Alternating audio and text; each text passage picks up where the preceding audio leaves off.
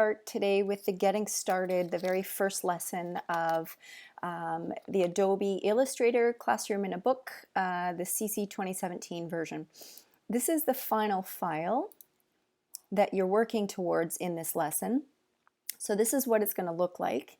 And at this point, you have gone through the steps to draw a rectangle using this tool. You would have rounded the corners of the rectangle using the little circular widgets that you can pull in here in the corners. You've also edited the color and the stroke to be this orangish, beigeish color. And you've edited the stroke so that you've got these dashed lines.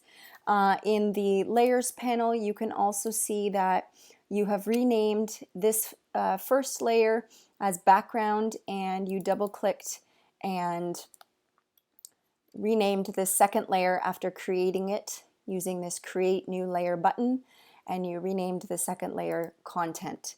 So it's at this point that I would like to pick up with this small portion of a tutorial here. I'm just going to go back up here and Window, Essentials, Reset Essentials, to make sure we're all looking at the same thing, and I'm going to just click and hold here so that this is where you pick up. It's at this point that you're going to start drawing with the pencil tool, and the pencil tool is a tool that helps you to draw free-form paths that contain curves and straight lines, and then the paths or the outlines allow you to, or you can edit them later, so you can smooth them or change the shape, etc.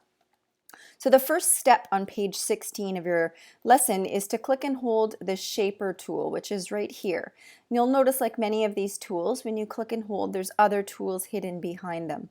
You're going to go to the second tool here, the Pencil tool, and you're also going to, now after choosing the pencil, step number 3 is to hold down D on your keyboard, which puts you back to the default swatches right here.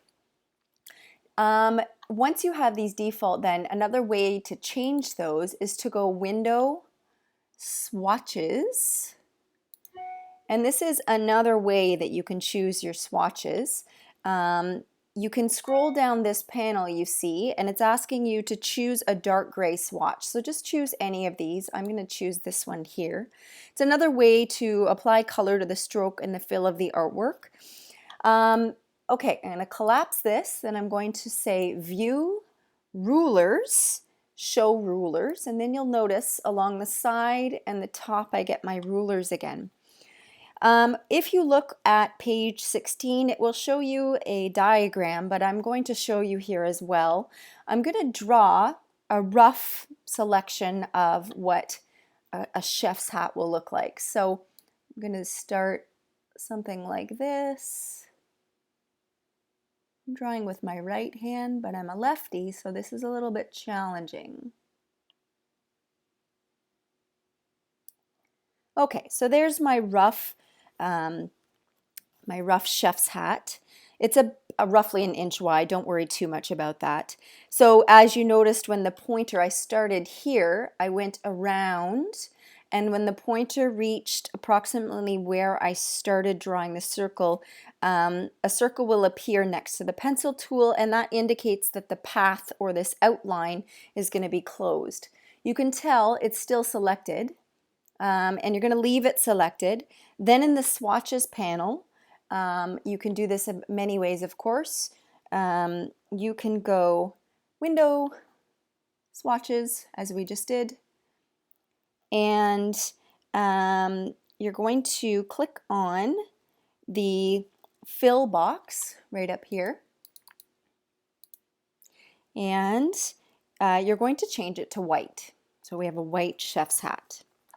Okay, now we're going to be on page 17, and here you're going to create shapes using the Shape Builder tool, which is an interactive tool for creating complex shapes. It allows you to merge and erase simpler shapes. So you're going to finish the chef's hat that you just started here by drawing the Shape Builder tool. So what we're going to do is select the rectangle, And we're going to hold the shift down as we draw a rectangle that's about 0.4 inches in height and width. So it's actually more of a perfect square. Much like you've seen in previous tutorials, if you hold down shift, it will constrain your shapes to either a perfect circle or a perfect square, etc. So in this case, we want to get a perfect square. That's about 0.4 inches. There we go. Oh, I'm sorry. Command Z to undo that. We want a perfect square. What happened there was I let go of the shift before I let go of my mouse. So always let go of your mouse first, then shift. So now I have a perfect square. I'm going to take this center widget right here, which is going to allow me to move this, and I'm going to drag the rectangle up here. Okay, now I'm going to go to the top, select all active on artboard, select all active on artboard, which should also select this, but I'm going to just go up to my selection tool, and there we go. Now I have everything selected. I'm going to select the Shape Builder tool here from the Tools panel, and that's selected. Then I'm going to position the pointer to the left of the selected shapes, and I'm going to draw, I'm going to go up here, deselect, Shape Builder tool. Now I'm going to draw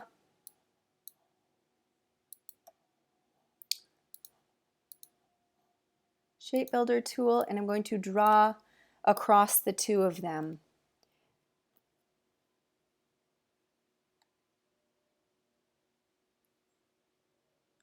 Okay, sorry guys, I need to go back. Select all active on artboard.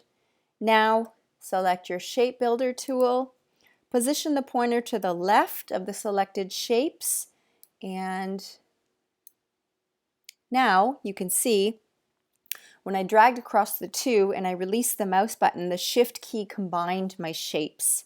Now I'm going to go back up here, select my selection tool, position the pointer just off to one of the corners, which you know then turns to this rounded arrow, and I'm going to drag counterclockwise until I get to about 7.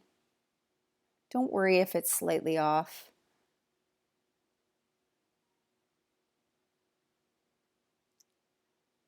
Okay, good enough.